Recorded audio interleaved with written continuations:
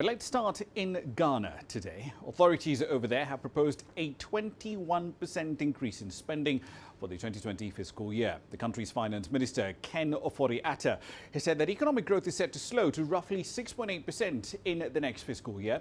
At the same time, though, the budget deficit is expected to rise to about 4.7% of GDP. That's a revision from the forecast of 4.5% that he made in August this year. Ghana has enjoyed some economic stability since the conclusion of its three-year lending program with the International Monetary Fund back in March. But a decline in crude output from existing fields is expected to dampen growth in the years to come. So then let's dig a little deeper into exactly what this budget contains. Nabil Ahmed Rufai has been covering the budget presentation. He joins us now live from Accra. Nabil, let's start with the big picture here. What reactions are you getting to the spending and tax proposals in the 2020 budget from policymakers and the private sector? Rama, there's been mixed reactions on the 2020 budget's presentation in Parliament today by the Finance Minister. There are those who are of the view that the fact that there has not been any introduction of new taxes, this budget provides hope for the people that indeed the economy is going to see some significant improvement in the coming year. But then there are those who are also not happy that some of the taxes that are already existing were not reviewed. We know that in the mid-year budget in August, there was the introduction of the communication service tax, which was increased from 6% to 9%. And this is something that a lot of Ghanaians are not too happy about. The fact that it's been increased means that people are paying more for data, and they are also paying more for making calls or receiving calls. And they were expecting that once they've been making their concerns heard, the government will at least review the communication service tax in the 2020 budget, but that was not the case. It's not been reviewed. It still stays as 9%. Also, the Association of Ghana Industries also is saying that the government's revision of an imports levy by 50% has actually affected local manufacturing in the country, and they were expecting that government would take a look at the reduction of the imports levy from 50% to maybe see some reduction in that regard, because we are seeing that there's been a lot of imports coming in, and the association is saying that that's affecting local businesses, and they would want the government to review that as well. But that was not the case. There's not been any revision of taxes, and there have not been any new taxes also introduced. All right, then. So back in August, the finance minister had forecast a fiscal deficit for 2020 of about 4.5%.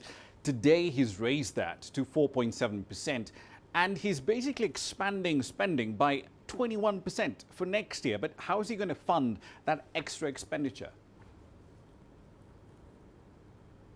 Indeed, because there's not been any introduction of new taxes, you would wonder how he's going to really achieve that. But then he's saying that he's going to boost domestic revenue mobilization. What he means is that they are going to strengthen policies and also introduce radical revenue mobilization that would see that increasing revenue generation in the country.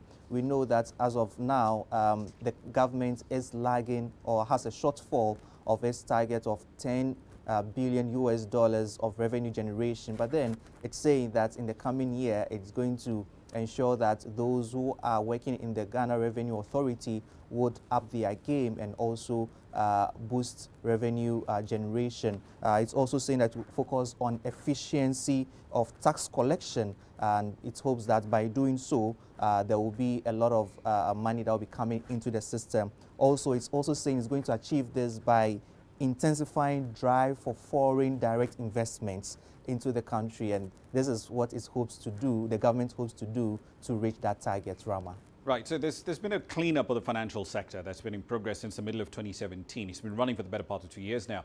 And the closure of 53 fund managers earlier this week, that might see taxpayers on the hook for $1.4 billion bailout. That's a fair bit of money. How's the finance minister going to fund that? So the government has not actually disclosed how it's going to fund that, but we know from previous experiences especially the one you just talked about, the banking sector cleanup, we saw that the government had to borrow some money to pay customers and also clean up the sector. In the recent microfinance sector as well, the government had to go for some bonds of to the tune of $134 million to also clean up the microfinance and savings and loan sector. So all fingers are pointing toward the fact that government may be going to borrow to really clean up these issues that's happened with the fund management firms as well. Indeed. One last question for you. Ghana has a rather unusual problem among African countries at the moment. It has more power than it needs. So what's the latest on efforts to renegotiate power purchase agreements? I know the finance minister spoke about this earlier in the year, but what's the latest on the efforts to renegotiate those contracts? So today, the finance minister also mentioned in the budget that negotiations are still ongoing with the power producers. They've still not concluded, as a committee has been set up to go into talks with these power producers. But in the interim, the government has decided to hold on to signing of any new contract or deals with these power producers until these negotiations are concluded. So talks are still ongoing.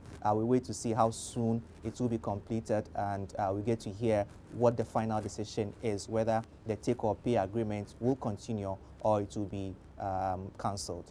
Indeed, and of course, as the power producers pointed out, the cost of terminating those contracts will be about $2 billion. Nabil Ahmed Rufai there live in Accra.